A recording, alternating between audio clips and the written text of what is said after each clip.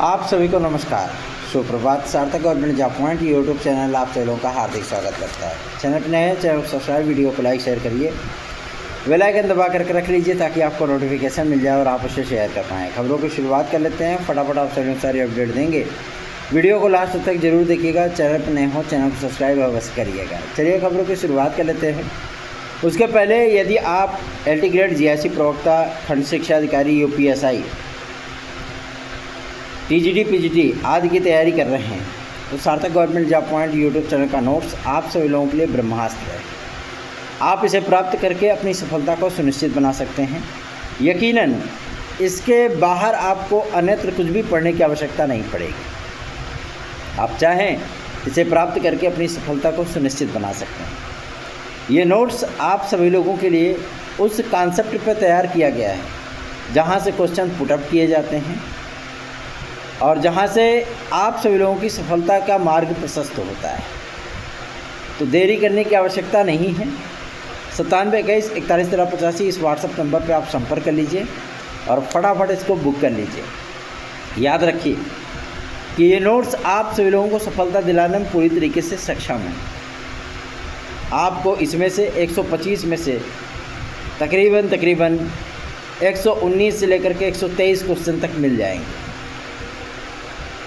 9,500 प्रश्नों की सीरीज, साथ ही साथ फुल कंप्लीट आपका सिलेबस नोट्स आप सभी लोगों को सफलता की ओर अग्रसर बनाता है। देर करने की आवश्यकता नहीं है। मैंने जो पॉकेट GS इसके साथ रखा है, पॉकेट GS का मेरा तात्पर्य यही है कि आप उसको कहीं भी कैरी कर सकते हो, ठीक है ना।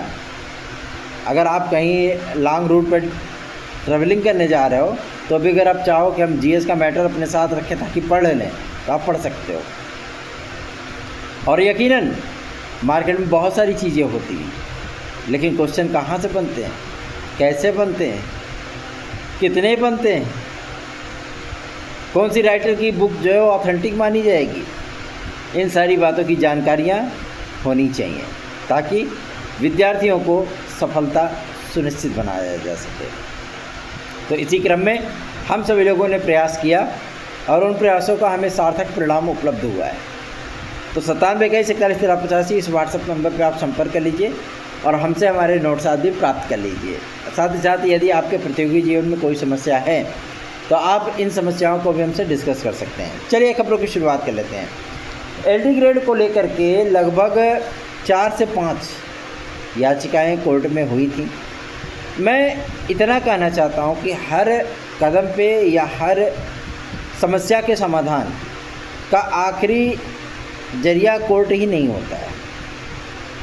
यदि आपको किसी प्रकार की कोई समस्या है तो उन समस्याओं को आप पुरजोर तरीके से उसका विरोध कर सकते हो या उन समस्याओं को सामने रख सकते हो। हर कदम पे यदि आप कोर्ट जाओगे तो कोर्ट हर जगह इंटरफेयर नहीं करता है। तो सरकार की नीतिगत पॉलिसियाँ भी होती हैं, ठीक है ना। अब उनको कर्मचारी कितने आयु वर्ग तक के रखने हैं, क्योंकि वेतन सरकार को देना है, कोर्ट को नहीं, ठीक है ना। तो एज के मामले पर कोर्ट चले जाओ, हैं, अर्हता के मामले पर कोर्ट चले जाओ कि फलानवा डिग्री को वैलिड किया, ढमकवा डिग्री को वैलिड नहीं किया, है ना। और ये चीज़ें कर दो कि यहाँ पे BEd रखा गया है, नहीं रखा गया है, जबकि BEd होना चाहिए था। तो भैया देखो, शासन को क्या होता है ना, शासन अपनी नीतियों को स्वयं निर्धारित करता है, वो कोर्ट से पूछ करके नीतियाँ नहीं बनाता है, ठीक है।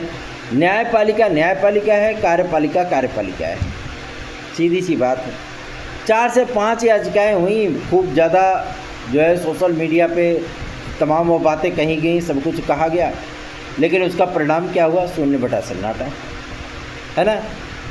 तो मैं इसीलिए कहता हूँ कि देखिए, सबसे बड़ी समस्या क्या होती है कि जब विद्यार्थी अपने ही कहते नहीं कि जैसे मोदी का विरोध करते करते लोग जो है देश का विरोध करने पर उतर आते हैं, ठीक है। मोदी BJP के लीडर हैं, भारत के प्रधानमंत्री हैं, आप जो है मतलब उनका विरोध कर सकते हैं, लेकिन उनका विरोध करते करते वो भारत के खिलाफ भी बयान देने लगते हैं। सेम वही कंडीशन यहाँ पे भी लागू होती है, ठीक है ना। समस्या यही है कि आप अपनी मांगों को उठाते उठाते सरकार के विरोध में चले जाते हो, ठीक है। क्योंकि आपको अपना कार्य करवाना किससे है? शासन से ही करवाना है ना, तो आप उसका विरोध करके क्या समझते हो आपका कार्य हो जाएगा? आपकी मांगें मान ली जाएंगी? नहीं होगा ना। तो भैया अपना काम है, तो जाहिर सी बात है जिन जनप्रतिनिधियों को आपने चुना है, मुख्यमंत्री आपके, मिनिस्टर आपके, विधायक आपके, सांसद आपके, तो उनसे मिलिए, उनसे अपनी समस्याओं को डिस्कस करिए। 1-2 की संख्या में नहीं, 100, 200, 500 की संख्या में जाइए, है ना। एज रिलैक्सेशन के लिए मैंने ये आंकड़े देखे हैं, LT ग्रेड में जो आवेदन हुआ वो TGT से कम हुआ है। तो काफ़ी सारे विद्यार्थियों ने कहा कि TGT में कम ज़्यादा है, LT ग्रेड में कम हो गया। अब भाई GRC लेक्चरर में भी 4.5 लाख 5 लाख अगर आवेदन हो रहे हैं, तो ऐसा तो है नहीं कि मतलब BA डिग्री धारक कहीं से उत्पन्न हो गए हैं, है ना, या स्वयंभू हो गए हैं। BA डिग्री धारक थे ना, तभी वो आवेदन कर रहे हैं। अच्छा चलो, अब कहेंगे कि उसमें से 1.5 लाख 2 लाख कम आवेदन आए हैं LT ग्रेड में। उसका रीज़न ये है कि वहाँ पे जो मतलब अनलिमिटेड एज रखी गई है। और यहाँ देखिए, अनलिमिटेड एज रखने की बात ये है, आप लोगों को नई वैकेंसी में ये भी देखने के लिए नहीं मिलेगा। अनलिमिटेड एज वाला फैक्टर वहाँ पे भी समाप्त किया जा रहा है। 21 से 40 वर्ष की बाउंडेशन आप लोगों को यहाँ पे भी अब देखने के लिए मिलने वाली है। लोग कहेंगे तदर्थ शिक्षक, तदर्थ शिक्षकों को इससे छूट दी गई है, ठीक है, उनको वेटेज दिया जाता है। आपको दिया जाता है क्या वेटेज? नहीं दिया जाता है ना, तो वहाँ पर उनको छूट मिलेगा, ठीक है। उनकी क्राइटेरिया को अलग ही डिफ़ाइन किया जाएगा। और इन विद्यार्थियों के लिए क्या किया जाएगा, 21 से 40 वर्ष की आयु अवस्था को लागू किया जाएगा। ये चर्चा चल रही है और देख लीजिएगा यही होगा, ठीक है ना। मतलब स्पष्ट है कि जैसे आप सभी लोगों को हर जगह 21 से 40 वर्ष देखने के लिए मिलता है, हाँ, 18 से 25 वर्ष देखने के लिए मिलता है, 28 से 32 वर्ष देखने के लिए मिलता है, ऐसी चीज़ें, मतलब 21 से 32 वर्ष देखने के लिए मिलता है, 35 वर्ष देखने के लिए मिलता है। सेम वही कंडीशन आपकी यहाँ पे भी होने चल रही है कि गवर्नमेंट अपनी पॉलिसी से पीछे नहीं हटने वाली, ठीक है, कि भैया हम जिसका चयन करें कम से कम वो 18 साल सर्विस दे, ठीक है ना, न्यूनतम। तो जाहिर सी बात है इसमें सब कुछ डिफाइन हो जाता है, ठीक है ना। तो अब ये चीज़ें आपको देखने के लिए मिलेंगी, क्योंकि इकलौती TGT PGT ही ऐसी वैकेंसी है जिसमें आयु सीमा की कोई बाध्यता नहीं, ठीक है ना। और ये आयोग के जो है आंकड़े में फिट नहीं बैठ पा रहा है, तो चर्चा इस पर स्टार्ट हो चुकी है कि इसको भी बदल करके किया जा सके। क्यों? क्योंकि नेगेटिव मार्किंग किया, GK GS किया, सिलेबस को जो है वो रिवाइज़ किया, ठीक है, अहर्ताएँ 1 की, BEd की डिग्री को हर जगह अनिवार्य किया, सब कुछ कर दिया, प्री मेंस कर दिया, इंटरव्यू समाप्त कर दिया, सब कुछ तो कर दिया। तो अब इकलौता हमारा एज वाला मैटर ही है। अब इस पे भी चर्चा हो गई है, हो सकता है कि इसको भी फाइनल कर दिया जाए, ठीक है। तो आप सभी लोग पूरे मनोयोग से, जो ये वैकेंसी आपकी 2025 की आ रही है ना, ये वैकेंसी उन विद्यार्थियों के लिए आखिरी वैकेंसी होगी जो विद्यार्थी आयु सीमा को पार कर चुके हैं। मतलब स्पष्ट है कि 21 से 40 वर्ष की अवस्था को पार करने वाले विद्यार्थी, जो 40 वर्ष प्लस हैं, ऐसे विद्यार्थी जो 45 प्लस हैं, रिजर्व कैटेगरी के विद्यार्थी, उन विद्यार्थियों के लिए 2025 की वैकेंसी अंतिम होने वाली है। मेरे शब्दों को ध्यान में रखिएगा, ठीक है ना। आगामी समय में आप सभी लोगों को 21 से 40 वर्ष की आयु अवस्था उत्तर प्रदेश की प्रशिक्षित स्नातक और परास्नातक अध्यापक दोनों वैकेंसियों में देखने के लिए मिलने वाली है, ठीक है ना। तो आप लोग जुड़ जाइए, लग जाइए, रम जाइए तैयारियों में। और रही बात हमारे LT ग्रेड की, तो वहाँ पे आवेदन कम आने के यही मौके हैं, यही मतलब बातें हैं कि वहाँ पे आयु सीमा की बाध्यता है, जिसकी वजह से 1.5-2 लाख अगर आवेदन कम आए तो कोई दिक्कत वाली बात नहीं है, ठीक है ना।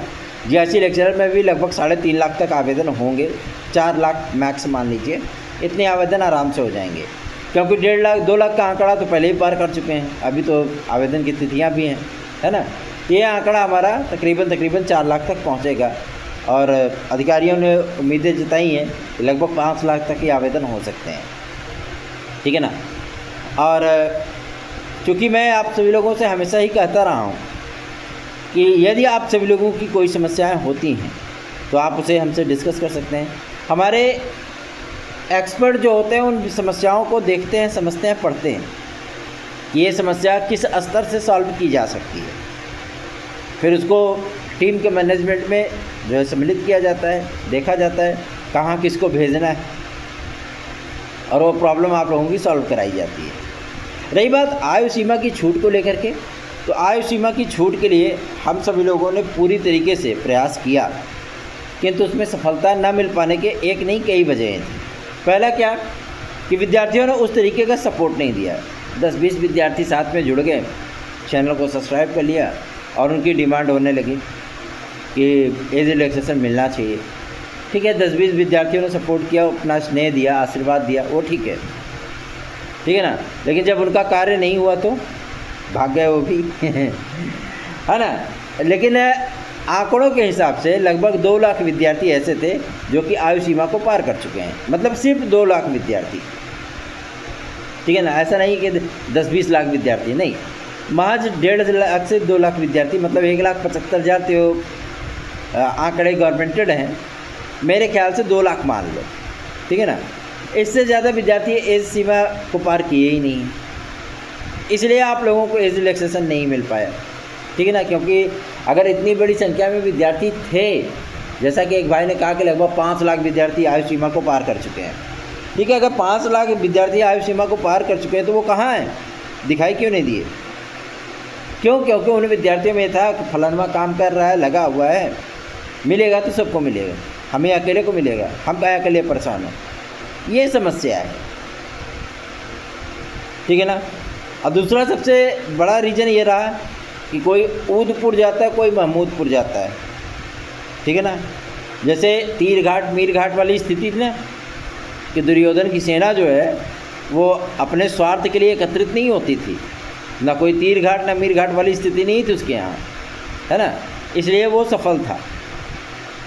किरातार्जुनीयम की मैं बात कर रहा हूँ, ठीक है। लेकिन समस्या क्या आती है कि जब विद्यार्थियों को एकत्रित होने के लिए कहा जाए, या मतलब संगठित होने के लिए कहा जाए, तो 10 लोगों का अलग ग्रुप हो गया, 15 लोगों का अलग ग्रुप हो गया, 25 लोगों का अलग ग्रुप हो गया। इस तरीके की चीज़ें जो है वो अपना करते थे, जिसकी वजह से वो काम नहीं हो पाया, ठीक है ना। क्योंकि देखिए संख्या बल में बहुत ज़्यादा ताकत होती है। RO के पेपर को निरस्त कराने या यूपी कांस्टेबल की परीक्षा को निरस्त कराने के लिए 50,000 विद्यार्थी एक साथ एकत्रित हुए थे, तब ये हुआ था। और ऐसी अभिलाषा हमें आप सभी लोगों से भी थी कि आप लोग एकत्रित होंगे, चैनल पर अपना स्नेह और आशीर्वाद दिखाएंगे, सपोर्ट करेंगे। आप लोगों से वो भी नहीं हो पाया। तो भैया ठीक है, LT ग्रेड का डेट बीत चुका है, GRC लेक्चर बाकी है, ठीक है ना। और रही बात PCS 2026 की, तो हाँ, PCS 2026 में पदों की संख्या ज़्यादा है, नो डाउट, ठीक है ना। तो आप सभी लोगों से मैं कहना चाहूँगा कि अब अपना अगला रास्ता देखिए, क्या कर सकते हैं इसमें, है ना। कोशिशें हम लोगों की थी, लेकिन वो कोशिशें सफल नहीं हो पाई। तो जाहिर सी बात है कि कभी कभी रिजल्ट अपने मन के मुताबिक नहीं प्राप्त होता है। चलिए आगे बढ़ते हैं, बात करते हैं अपने PGT 2016-2021 के विद्यार्थियों के लिए। मैं कहना चाहता हूं कि 3 विद्यार्थी कुंभकर्ण की नींद से अभी नहीं उठे हैं, तो ठीक है, उनको सोने देते हैं।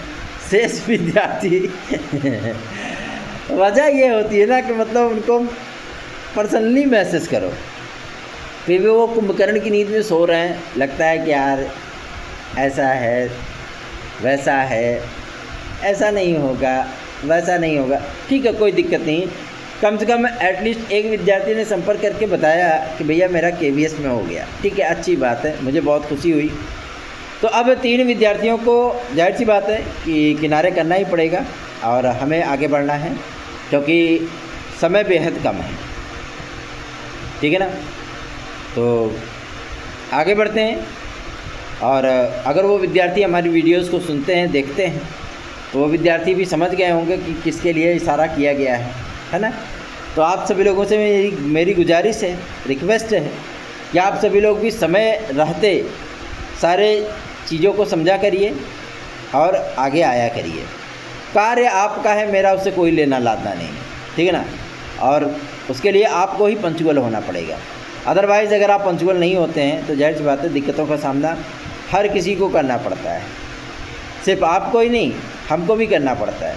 और आपके इस कार्य से संबंधित जितने लोग हैं, सारी चीज़ें वहीं ठिठक जाती हैं, रुक जाती हैं। भैया समझना पड़ेगा आप लोगों को। चलिए आगे बढ़ते हैं, बात करते हैं एक अहम मुद्दे को लेकर के, जो कि संबंधित है आप सभी लोगों का UPPET। भैया देखो, UPPET के सेंटर मेरी भतीजी ने भी भरा है, और उसका सेंटर भेजा गया है,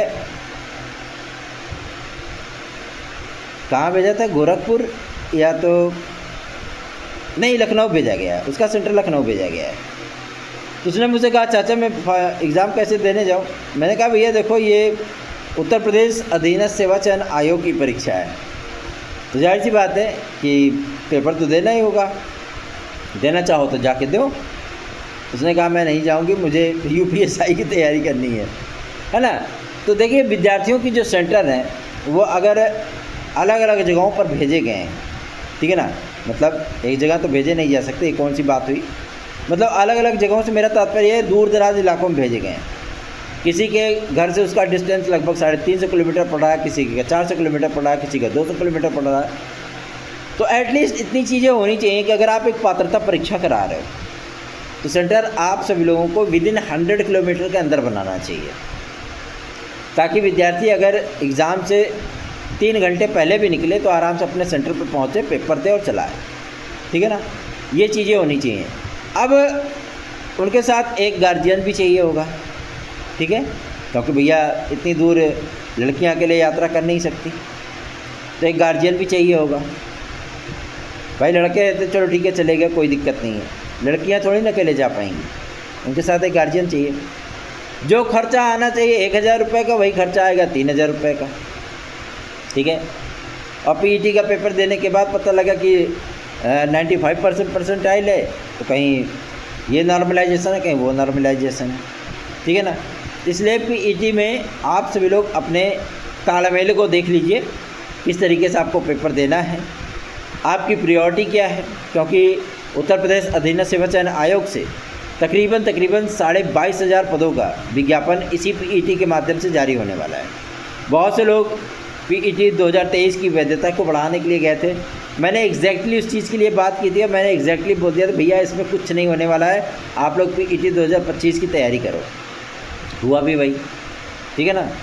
इसलिए मैं आप लोगों से कहना चाहता हूँ, देखिए भैया इसमें 22,500 वैकेंसी आएगी, नो डाउट।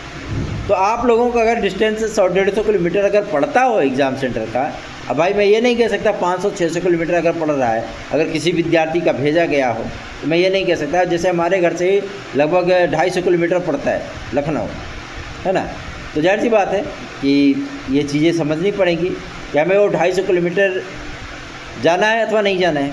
उसी तरीके से आप भी तय कर लो कि आपको जाना है कि नहीं जाना है। अगर आपकी तैयारी है, आपको लगता है आप PET क्वालिफाई कर सकते हो, तो आप जाओ।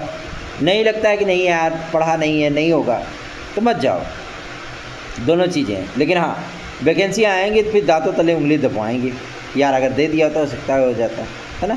तो इन सारी चीज़ों को आप देख लीजिए, समझ लीजिए अपने स्तर पे।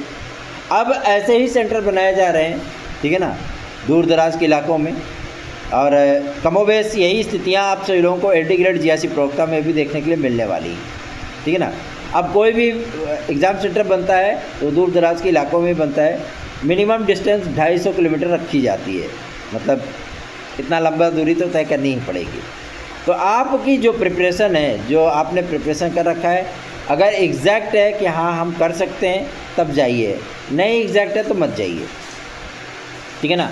जैसे मैंने ये PCS का फॉर्म भरा था 2024 का, मेरा सेंटर भेज दिया था गाज़ियाबाद, मेरी तैयारी नहीं थी, मैं नहीं गया, क्योंकि वहाँ पे ऐसा तो है नहीं पिकनिक स्पॉट है तो चलो भाई पिकनिक मना के आते हैं, तैयारी है तो जाऊँगा, नहीं तैयारी तो नहीं जाऊँगा, सीधी सी बात है ना। उसी तरीके से आप लोग भी अपना देख लीजिए कि अगर आपकी तैयारी है तो आप जाइए, ठीक है, देना चाहिए एग्ज़ाम, तो आप दे सकते हो। चलो आगे बढ़ते हैं। अब बात करेंगे एक अहम मुद्दे को लेकर के, जो कि संबंधित है जूनियर शिक्षक भर्ती के लिए। देखिए जूनियर शिक्षक भर्ती के लिए क्या है कि माध्यमिक विद्यालयों में जूनियर शिक्षक भर्ती, या मैं आप लोगों को बताना चाहता हूं कि माध्यमिक में तो उसको अलग ही रखिए, माध्यमिक में आज तक कभी वैकेंसी आई नहीं, ठीक है ना, आना आएगी, माध्यमिक में जो 6 to 8 होता है उसमें वैकेंसियाँ आप लोगों को देखने के लिए नहीं मिलने वाली है। वहाँ पे तो वही टीचर होंगे, ठीक है ना। हाँ, रही बात आपके इन वैकेंसियों के लिए, तो मैं आप लोगों को बताना चाहता हूँ, जो शिक्षा सेवा चयन आयोग आप लोगों को पीईटी 2025 का विज्ञापन देने चल रहा है, इसके बाद आप सभी लोगों को कंपोजिट विद्यालय, साथ ही साथ आप सभी लोगों को अटल आवासीय विद्यालय, साथ ही साथ आप सभी लोगों को जूनियर विद्यालय 6 to 8 वाला, उन सभी में तकरीबन 12,500 की वैकेंसी देखने के लिए मिलने वाली है। वो होगी भाषा शिक्षकों की, वो होगी एसएसटी की, वो होगी उर्दू की, वो होगी अंग्रेजी की, वो होगी संस्कृत की, ठीक है ना। इन विद्यार्थियों को, क्योंकि वहाँ पे तो अनिवार्य है भैया, है ना, वहाँ पे तो कोई कम्बिनेशन चलता नहीं है, वहाँ तो सब विद्यार्थियों को सब कुछ पढ़ना होता है, ठीक है। वहाँ पे वो चीज़ें आप लोगों को देखने के लिए मिलने वाली है। मतलब लगभग 12,500 पदों का अध्याचन उत्तर प्रदेश शिक्षा सेवा चयन आयोग को भेजने की तैयारी बेसिक शिक्षा विभाग ने कर ली है। और इन विज्ञापनों पर, इन पदों पर आप लोगों को टीईटी 2025 के आधार पर भाषा शिक्षकों की वैकेंसी देखने के लिए 110% मिलने वाली है, उसमें कोई दो राय नहीं। तो अगर इस बार टीईटी आएगी ना तो उसको दे लीजिएगा, ठीक है ना। हाँ, चलिए आगे बढ़ते हैं। अभी मैं बहुत सारी वेबसाइट्स को विज़िट कर रहा था, मैं देख रहा था कि काफ़ी सारे लोगों ने अपने फ़ीस भी संशोधित किया। जब शुरुआत में एलडी ग्रेड जीआईसी प्रवक्ता का विज्ञापन जारी हुआ था, किसी की फ़ीस 7500 थी, किसी की फ़ीस 5,500 थी, किसी की फ़ीस 9,500 थी, है ना, कि मतलब हम प्री मेंस की तैयारी कराएंगे और सारी चीज़ें कॉम्बो कर दिया, कंबाइंड कर दिया कि हम टीजीटी पीजीटी की भी इसकी तैयारी कराएंगे, और 9,000 8,000 रुपये फ़ीस विद्यार्थियों से लिए। मैंने शुरुआत में ही कहा था कि देखो भैया, सबसे बड़ी समस्या क्या होती है, हर विद्यार्थी उतना एफर्ट नहीं कर सकता, ठीक है। तो उन विद्यार्थियों तक एजुकेशन को पहुँचाने, क्योंकि वो विद्यार्थी भी तो भाई एलिजिबल होने चाहिए ना, है ना, और वही चीज़ें हुई हैं।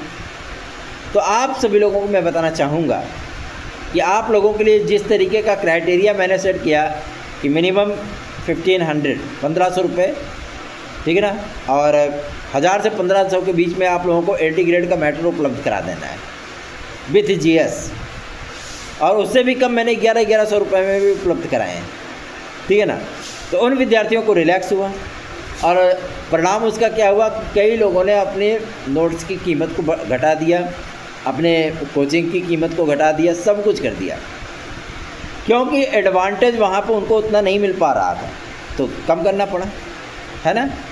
मैंने कई सारी वेबसाइट को विज़िट किया है जहाँ पे नोट्स की कीमत होती है 2,000 रुपये, 4,000 रुपये, 6,000 रुपये। मैंने कई लोगों को देखा ये चीज़, ठीक है ना। तो विद्यार्थी जब उतने ज़्यादा इंटरेस्टेड वहाँ नहीं होते हैं भाई, हर किसी के पास 6,000 8,000 रुपये थोड़े ना होता है ना। विद्यार्थी हैं, वो बेचारे तैयारी कर रहे हैं, बेरोजगार हैं, कहाँ से लाएंगे। इसलिए मैं आप सभी लोगों से हमेशा ही कहता रहा हूँ कि भैया देखो, स्पष्ट है, क्लियर है, कन्फर्म है। मेरा उद्देश्य, प्राइम टारगेट जो होता है वो विद्यार्थियों का हित होता है। अगर विद्यार्थियों को उनका कल्याण हो जाए, बस उसके अलावा और कुछ नहीं चाहिए। टीजीटी पीजीटी हो 2021 की, चाहे आप सभी लोगों की वीडियो एग्ज़ाम हो, यूपी कांस्टेबल रहा हो, लेखपाल की भर्ती रही हो, इन तमाम विज्ञापनों में हमारी संस्थान ने हमारे नोट्स देने सफलता के झंडे गाड़े हैं। जो विद्यार्थी हमारे पास आया वो निराश होकर नहीं गया है। जब भी परीक्षा संपादित हुई, परिणाम आया है, विद्यार्थियों ने हंसते हुए कहा भैया मेरा हो गया, सर जी मेरा हो गया। बड़ी आत्मिक संतुष्टि मिलती है कि चलो यार, कम से कम कुछ तो कल्याण हुआ किसी का, है ना। क्योंकि कहते नहीं है कि परहित। मैं आप सभी लोगों को चलते चलते एक कहानी सुना दूँ। वैसे मैं कभी इन सारी बातों पे जो मतलब आप लोगों का ध्यान आकर्षण नहीं करता हूँ, फिर भी आज एक कहानी सुना देता हूँ। एक बार की बात है कि जब भगवान श्री कृष्ण और अर्जुन जो है वो कहीं घूमने टहलने निकले हुए थे, ऐसे ही मार्ग पे जा रहे थे, तो उनको एक ब्राह्मण मिला जो कि भिक्षाटन कर रहा था। तो अर्जुन ने जब उनकी स्थिति को देखा तो उनको बड़ा तकलीफ़ हुआ, बड़ा कष्ट हुआ कि हम लोग इतने ऐशो आराम में रहते हैं, तो भैया ये काहे के लिए ब्राह्मण होकर के जो है भिक्षाटन कर रहे हैं। तो उन्होंने क्या किया, उनको सोने से भरा हुआ एक थैला पकड़ा दिया, सोने के सिक्कों से भरा हुआ। बोले क्या कि आप अपना जीवन यापन सुखमय बनाए लीजिए, ठीक है। अब ब्राह्मण ने जो है वो तमाम तरीके के सपने देखने लगा कि मेरा जीवन सुखमय हो जाएगा, नौकर चाकर हो जाएंगे, तमाम वो चीज़ें हो जाएंगी, हम भी राजा महाराजा की तरह जिएंगे। रास्ते में एक डाकू मिला, डाकू ने पूरा पैसा मार के छीन लिया, ठीक है। और उसके बाद क्या हुआ कि फिर से वो भिक्षाटन करने लगा। फिर जब मतलब अर्जुन की दृष्टि उनके पर पड़ी, फिर उन्होंने कहा कि ये कैसे हुआ, बोले पूरी यथास्थिति बताए। बोले क्या ऐसा है कि एक मणि दिया उन्होंने, लो अपना जीवन यापन सही करो। वो मणि जो है मतलब तालाब में वो मछलियों को चारा डाल रहे थे, भाई ब्राह्मण थे, दानी थे।